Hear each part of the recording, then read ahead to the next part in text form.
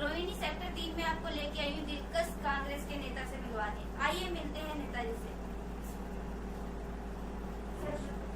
नमस्कार, मैं प्रदीप कुमार पांडे, दिल्ली रिठाला से कांग्रेस प्रत्याशी रहा 2020 में। सर, आप कांग्रेस पार्टी से कब से जुड़े हो और आपने क्या क्या कार्य करे? कांग्रेस पार्टी से मैं सन 2000 से जुड़ा हूँ और पार्टी के लिए तमाम जो पार्टी ने मुझे जिम्मेवारी दी, सारे कार्यों को बखूबी निभाया और मेरे मेहनत को देखते हुए इस बार पार्टी ने मुझे विधानसभा में चुनाव लड़ने का मौका दिया। सर, पार्टी ने आपको विधानसभा चुनाव लड़ने का मौका दिया, इसमें आपने कुछ अच्छे कार्य करे होंगे, वो क्या क्या कार्य करे आप मुझे बताएंगे? लोगों की बातें उठाना, जो समस्याएं हैं क्षेत्र की वो उठाना। हमेशा जो क्षेत्र में समस्या आती है तो परेशान व्यक्ति हैं, बुजुर्गों का पेंशन है, विधवाओं का पेंशन है, राशन कार्ड बनाना है, इस तरह की तमाम जो सरकारी दिक्कतें आती थी उसमें बढ़ चढ़ के हिस्सा लेना, चुनाव में पार्टी के लिए काम करना, वोट डलवाना, ये सब तमाम जो पार्टी राजनीतिक पार्टी के काम होते हैं सारे हमने किए हैं गरीब किसानी से लेकर के। और आज आपकी यहाँ से पार्टी के आशीर्वाद से विधानसभा कंटेस्ट करने का मौका मिला। सर, मैं आपसे ये पूछना चाहती हूँ, इतनी सारी पार्टियां थी मगर आपने कांग्रेस पार्टी क्यों चुनी? इसमें क्या क्या आपको अच्छा लगा? देखिए, कांग्रेस पार्टी एक राजनीतिक पार्टी सिर्फ नहीं है बल्कि एक आंदोलन है।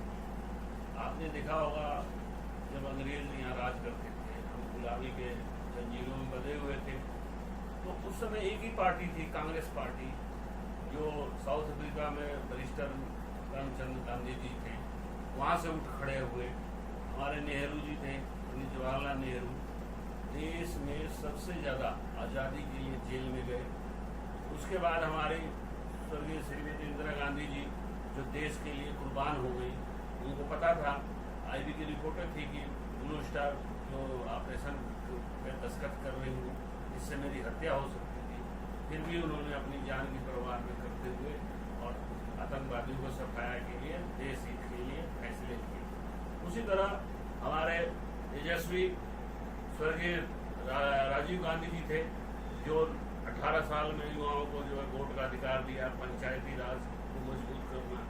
इस तरह के तमाम नेता हमारे के जो कांग्रेस पार्टी के रहे हैं, वो प्रेरणा के स्रोत रहे हैं और आज भी उनकी विचारधारा और किए गए मार्गदर्शन ज्वलंत है, जीवंत है और आदरणीय है और अनुकरणीय भी है। इसलिए हमने कांग्रेस पार्टी का चयन किया, क्योंकि दो ही पार्टी थी, एक आरएसएस थी जो देशभक्तों को हत्या करती थी और हमारे जो स्वतंत्रता संग्राम सेनानी थे उनकी मुखबिरी करते थे, और एक जो जान देते थे अपने देश हित के लिए, देश की स्वतंत्रता के लिए। तो इसलिए हमने इस कांग्रेस पार्टी को चुना। सर, मैं आपसे ये कहना चाहूंगी, ये जो कांग्रेस पार्टी है जिससे आप जुड़े हुए हो वो तो अच्छी है, मगर इस टाइम वहाँ पे आप जहाँ पे कांग्रेस रिठाला मेट्रो के पास आप कांग्रेस नेता हो, तो आपने इसमें वहाँ पे कोविड-19 के कितने केस हैं और वहाँ कम केस हैं या ज्यादा केस हैं? देखिए, केस तो पूरे देश में और पूरे दिल्ली में बहुत ज्यादा है और हम लोगों ने कोविड-19 के समय जब यहाँ के विधायक महेंद्र गोयल जी, दिल्ली के मुख्यमंत्री अरविंद केजरीवाल जी घर में पड़े हुए थे, तब हमारे जो दिल्ली के नवनियुक्त अनिल चौधरी जी घर से बाहर थे। राहुल गांधी जी ने मोदी जी को फरवरी में ही अलर्ट किया था कि कोविड आ रहा है, आप इस पे प्रभावी कदम उठाएं, लेकिन इन्होंने नमस्ते ट्रम्प और चीन के साथ झूला झूलने का काम किया। देश की जो जनता है उनकी जान की परवाह न करते हुए मध्य प्रदेश में सरकार बनाने में लगे रहे। उस समय लॉकडाउन करने की जरूरत थी, जो राहुल गांधी जी ने 3 बार इनको लिखित रूप में दिया कि आप अल्टीमेटम दिया कि आप ये महामारी को रोकने में सक्षम कदम उठाइए, और जिन्होंने उठाया नहीं। केजरीवाल जी घर में पड़े रहे, डर के मारे बाहर नहीं निकले, और कांग्रेस पार्टी के तमाम कार्यकर्ता, चाहे मजदूरों को खाना खिलाने की बात हो, उनको सूखा राशन देने की बात हो, कांग्रेस पार्टी ने सर्वप्रथम जो है सूखा राशन दिया। उसको देखा देखी केजरीवाल जी ने जो है लोगों को राशन देने का, वो भी 5 किलो से आटा देने का काम किया। 5 किलो आटा 2 किलो चावल से आप ही समझ रही हैं कि परिवार में अगर 5 सदस्य 4 सदस्य हैं तो कितने टाइम चलता है। भरपेट उनको भोजन भी नहीं दे पाए।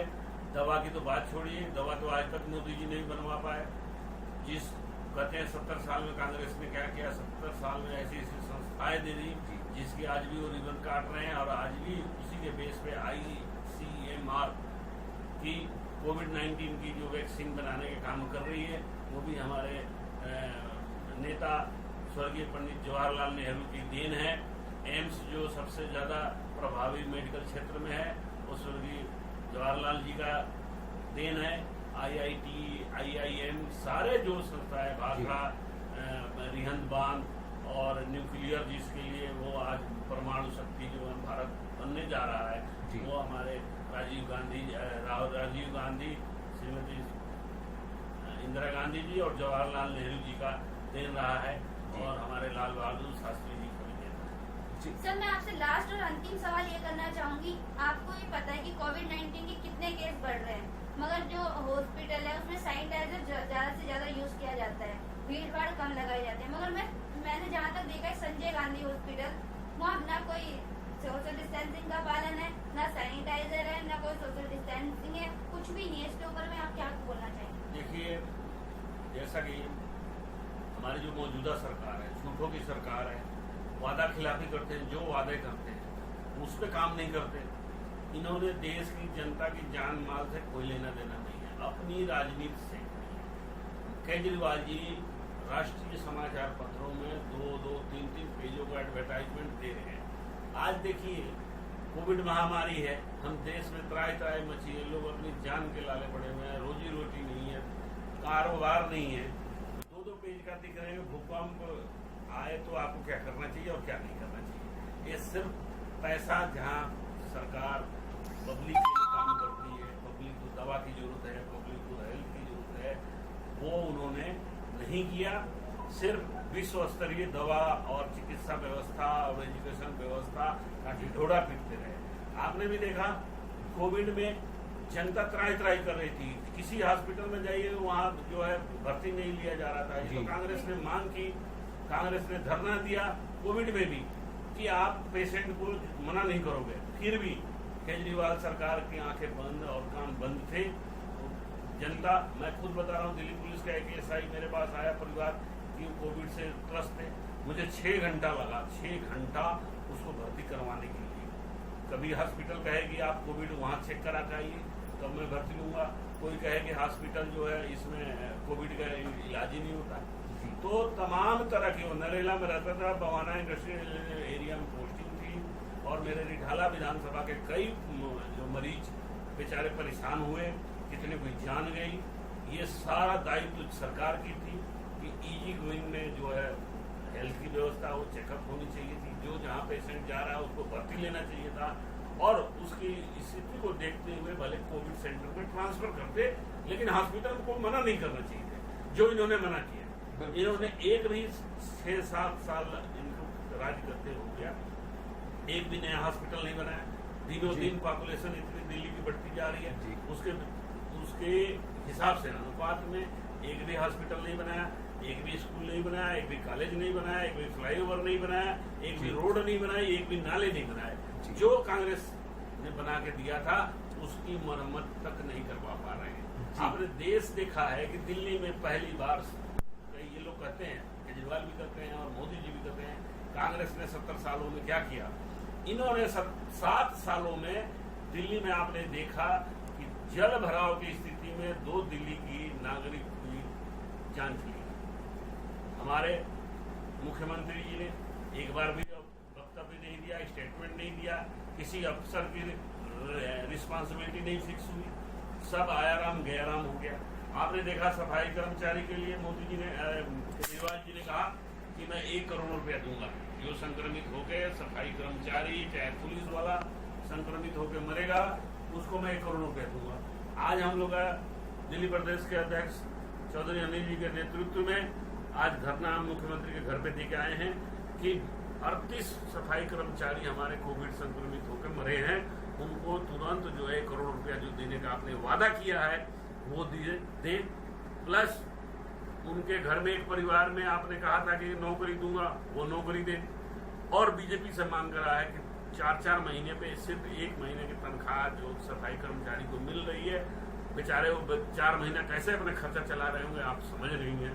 दिल्ली में कितनी वो है महंगाई है, इस समय काम धंधे नहीं है, जिसके बच्चे बेचारे स्कूल नहीं जा पा रहे हैं पैसे की वजह से। और ये जो निकम्मी सरकार जो भाजपा की है, नगर निगम बैठी है, काम करने के बजाय कर्मचारियों को तनख्वाह नहीं दे रही है, ये और क्या विकास की बात करेंगे। आप देखिए कई सौ करोड़ों का ये जो है एडवर्टाइजमेंट में खर्चा कर दे रहे हैं, लेकिन 20,000 रुपया एक सफाई कर्मचारी को पैसे नहीं दे पा रहे तनख्वाह। इसकी ज्वलंत आप मीडिया में है, आपको सब कुछ पता है।